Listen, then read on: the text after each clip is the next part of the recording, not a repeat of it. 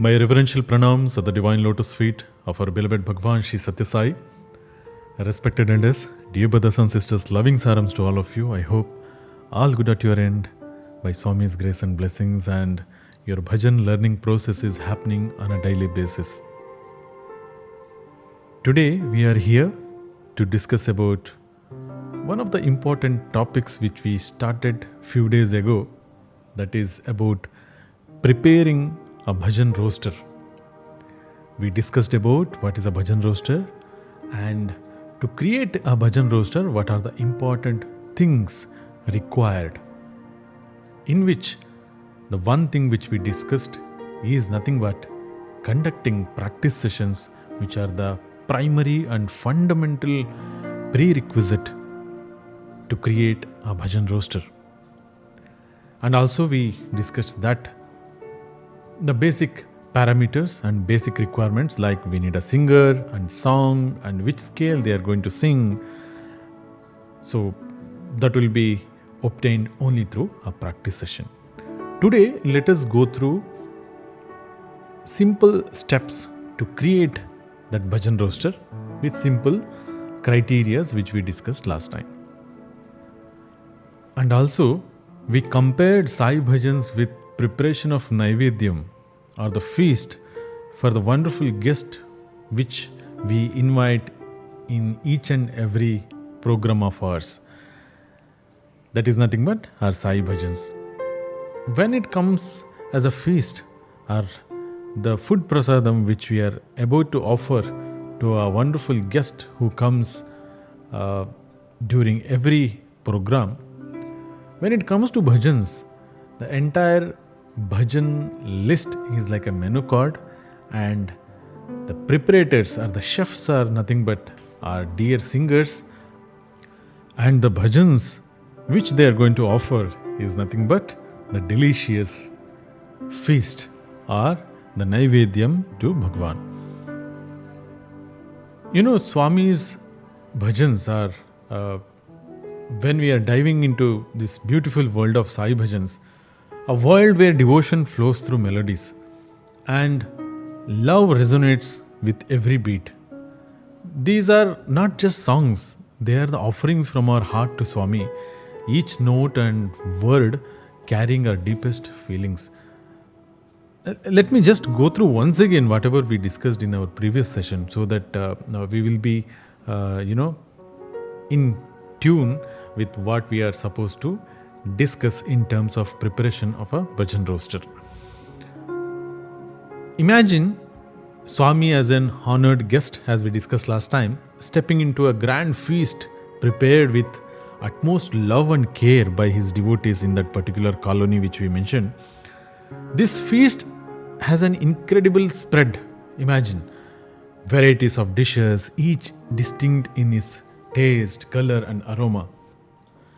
So these dishes are just like our offerings, our different bhajans which we sing. Each bhajan has a unique flavor, a special mood and rhythm, all crafted to express different emotions: love, joy, gratitude and surrender.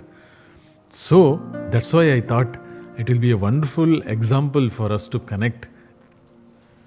Now, just as a chef prepares with care, refining the recipes to make sure each dish is perfect, the singers are bhajan chefs. Do the same, right?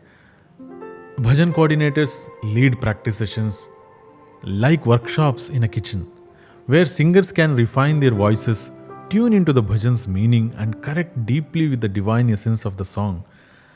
This practice session is like a tasting before the final offering, making sure that when Swami joins us in the main session, every bhajan is a perfect expression of love. Through these practice sessions, singers harmonize their voices, internalize the bhajan's meaning, that is very important, and bring forward the feelings that transform each song into a divine offering. Just like a chef wouldn't serve a dish without tasting it, so a bhajan singer comes fully prepared to deliver each note with devotion. So once a bhajan is well practiced, it can be added to the bhajan roster, like a trusted recipe added to the feast's menu card. So when the guest comes, you give the menu card, and whatever the delicacies he want to taste, that is left to him. So why I'm reiterating all these things are because conducting the practice session is very, very important to have a bhajan roster. So once again, I request all the bhajan coordinators or the conveners or the center presidents to take care, and before the main bhajan session, please do have practice sessions.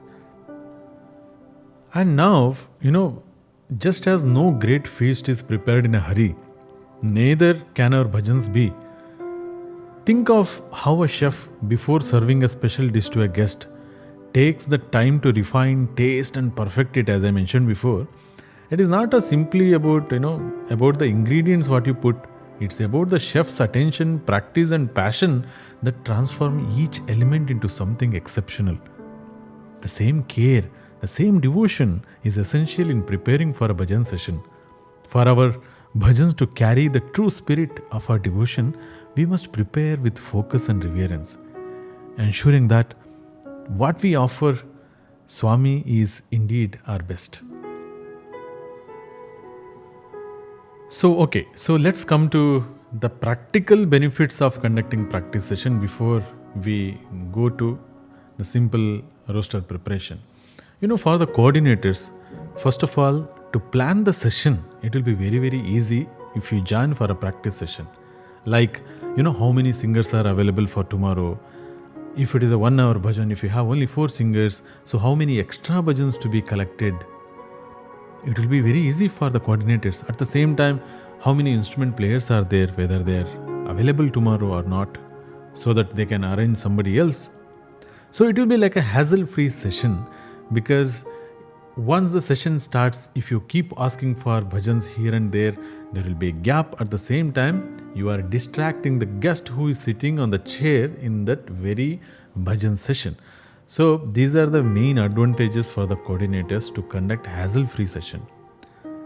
What is the advantages for Swami? Of course, it's a blissful session for him to enjoy. Like how we prepared our dish or naivedyam, just give him that, let him just immerse into the taste of that naivedyam and enjoy. So in between that, if you start preparing, so preparation is not good, you don't know how to put how to control the fire or how to control the smoke, and you burn something without practicing. All these things can happen while cooking, and Swami is there. So it is a suffocation situation for Swami also. At the same time, as I mentioned, he will come with some of his guests. It is a suffocating situation for them also. So for Swami, we should give a blissful session. That's why we have to conduct practice session and prepare bhajan roster before in hand. Okay, you can see a very delicious plate of different dishes in this. We call it as maybe Rajbhog Thali or Maharaja Thali, whatever it is. To different cuisines are neatly arranged here. Okay, so this is just like the offering which we are planning to offer to Swami in the form of bhajans, just you assume. Now, the preparation is left to us. For example, the gulab jamun should taste like gulab jamun only. Then only Swami can relate.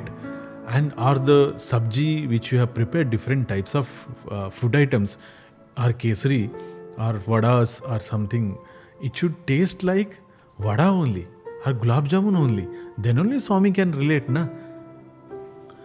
Okay, let us go to the next page.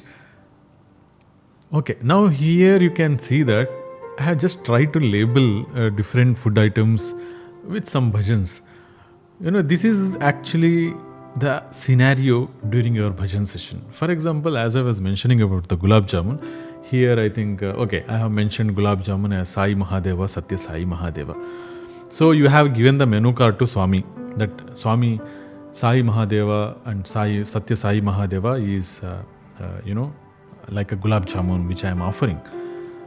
So your preparation of the gulab jamun in the bhajan session has to be with your mind, soul and energy, then you have to put equal amount of ingredient which are supposed to put to create a gulab jamun to get a final desirable tasty gulab jamun.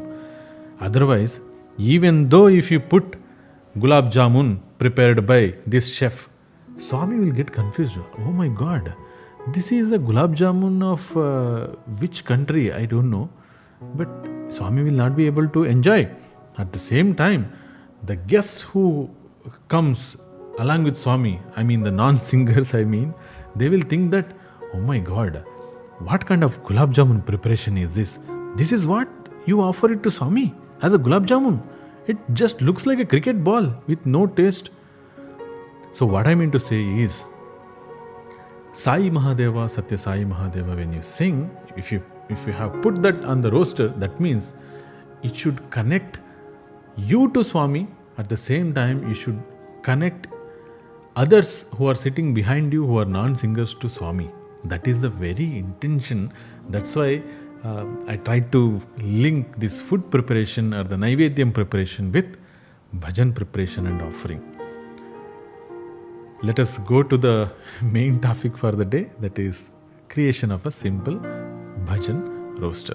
Okay, now for example, you are conducting a practice session, and as a prerequisite, you need a singer, you need a bhajan from them, and of course, you need to check their Shruti as a basic requirement to create a bhajan roster. Now, for example, let us see this slide. This is just an example. My previous week's bhajan roster here. This is just a simple thing where I collected the bhajans from singers. Okay, so once we collect the bhajans, for example, there are around 16 singers here. They have given the bhajans, and in the practice session we are going to practice these bhajans from these singers, right? So this is just like, assume the bhajan coordinator asked for these bhajans. Okay, they have given the bhajans, these are the singers' name, and in the practice session we are going to check whether they are able to sing this particular bhajan, which scale they are going to sing, right? Like the Naivedyam preparation, you remember, the community coordinator will ask, okay, which food items you want to create. So they will give a list of these Mahaganapati, Namastute, Aruna, Ramana, like as we saw the different food cuisines prepared, supposed to be prepared by the chefs. Now in the practice session, you are going to check for their scale. Okay, for example, this is a simple chart where it mentions about the Indian scale, at the same time the Western scale. Why Western scale is important? If you are using a Tanpura application, usually most of the Tanpuras comes with a Western scales, so that maybe if you have not seen that, you can check or let me know, so I can create a chart and show it to you. Now for example, white 3 in Indian, nothing but the E in Western, white 5 is G, black 1 is C sharp, and white 2 is D, so on. So now you are going to check their scale during the bhajan practice, and if it is very high or if it is low, if they are not able to pick a particular scale, you are going to give different scales and check whether they are able to pick that scale or able to reach the highest line. For example, some of the bhajans starts very, very low, but in the mid it goes very high. For example, Jaya Jagadisha Hare, Jaya Gopal Hare. If you see the next in the mid lines, Arunachala Shivavom, Trishuladhari Shivo. So during that time, we have to select an optimal scale where singer is comfortable to sing the lower notes, at the same time they are comfortable to sing the higher notes. But some singers are very, very good in maintaining even the lower and even the higher. But later it will be a problem for the chorus singers who are sitting behind. As a singer, you might sing and reach very high note, no problem. But the rest of the people who are the main soul of the entire bhajan session to carry forward, they will not be able to sing. So for that, the optimum scale is very, very important to select. So that is what you are going to do in the practice session, right? So now you have the bhajan, you have taken which scale they are going to sing, and then see the pronunciation and any meanings it is changing, dividing, or the accents, different accents you can correct, because some of the areas, some accents will be different, so that will give a wrong meaning sometimes. So we have to make sure that the meaning and whether they are singing properly and whether they are singing in the scale at the same time. The tal is very important. If the tabla player is there along with you, so you can check along with tabla so that they don't miss talam. So if they are missing the talam, sometimes it is better to correct them, but if they are not able to follow that, you can gently request them to change the bhajans. So I'm not going to very deep into other aspects here, but it is very necessary to find out their shruti and if they are able to sing higher and lower notes at the same time if they are on the beat. Let's go to the next one. Now, for example, okay, now you know the bhajans and scale and which singer. That is the basic requirements. Now you have to put all these bhajans in a sequential manner with different criterias, because each bhajan have its own tempo, each bhajan has its own rag. Sometimes the feel, if the rag is same, the feel is almost same. So these two criterias are very, very important. One is rag, because different rags give different feels that will enhance the bhavam of each bhajan. So we can avoid putting similar sounding bhajans sequentially, so that otherwise it will give the same feel continuously. The second thing is tal. That is nothing but because some bhajans are in 6 beats, some bhajans are in 8 beats, some bhajans are in 5 beat, and we have to make sure to mix all these beats, because most of the bhajans are in 8 beats. But whenever it is possible for you to get a bhajan which is having a different tal cycle, will be helpful to enhance the mood of the bhajans. So the third thing is the tempo of the bhajan, which is very, very important. So based on that, if you put the bhajans from slow tempo to higher tempo, the excitement or the ambience of the bhajan will be very, very nice. So let's see how do we create a simple bhajan roster in the next slide. Now, for example, this entire 16 bhajans, now we have added the Indian scale, Western scale, the singer name is there. Then if possible, try to get which rag it is. It is not mandatory that you all should know different rags and you have to go to music classes to know all the rags something. If you know, it is good. If you don't know, there are so many websites and in the net, so you can just type your bhajan name, so it will also give the meaning of the bhajan, at the same time which tal it can be and what is the suitable scale. At the same time, it will also give which rag it belongs to, so that you can avoid, at least while preparing the roster, not to put the similar raga bhajans sequentially. And I have mentioned here different beats. If you see, most of the bhajans are in 8 beats and only few are in different beats. Maybe if you don't get any different beats, you can request the singer to take a beat which is not a similar beat. And then I have mentioned as slow, medium, medium fast and fast. So 4 criteria to allocate bhajan based on tempo. That is, one is slow, one is medium speed bhajan, one is medium fast bhajan, then last one is the fast bhajan. So now the sequentially it is not arranged. Now let us arrange this bhajan based on the sequences. Now based on the tempos, as I mentioned, slow tempo bhajans, let us put slow bhajans together. Now for example, Mahaganapati Namostute, Aruna Ramana Shri Guru Deva, Ava Pyare Nayana Mahare. Those are the slow bhajans. And if you take medium speed bhajans, that is Bada Chitta Chora Brindavana Sanchara, Dayamaya Shri Rama Hare, Karunantaranga Kariraja Varada, these are all kind of medium tempo bhajans. If you go to medium fast tempo bhajans, those are not medium, at the same time those are not fast bhajans, like Sai Mahadeva Satya Sai Mahadeva, Bajranga Bali Jai Hanuman, Bolo Narayana Jai Jai Vittala. If you go to the fast tempo bhajans, we have like Sarvadharma Priya Deva, He Vishwapala Gopala, Nacho He Nataraj Shiva Shambhu. So these are all based on the tempo of the bhajans you have segregated. Now what you have to do is, now based on the feel or the rag or beat cycle, you need to prepare a final roster. So now let's see. Now I just tried to put Mahaganapati Namostute, Aruna Ramana, Avo Pyare. So these are slow speed bhajans, then medium speed bhajans, then medium fast, and finally the fast bhajans we have put here. So if you see the beat cycle also, okay, around 4 bhajans are in 8 beat and 1 in middle, 7 beat bhajan is there, then we have 6 beat bhajan, then we have 10 beat bhajan. So we have different beat bhajans also we have included here. At the same time, we have tried to avoid same raga bhajans in this roster. If you can see here, it starts with Hamsadvani, Charukesi, Darbari, Panturali. But don't worry about it. If you don't know, it is totally fine. At least the basic requirement, you can try to have slow to fast tempo bhajans in a bhajan session.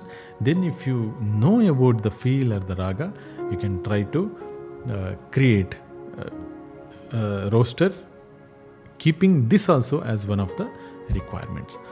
So this is the minimal which we can do to create a bhajan roster.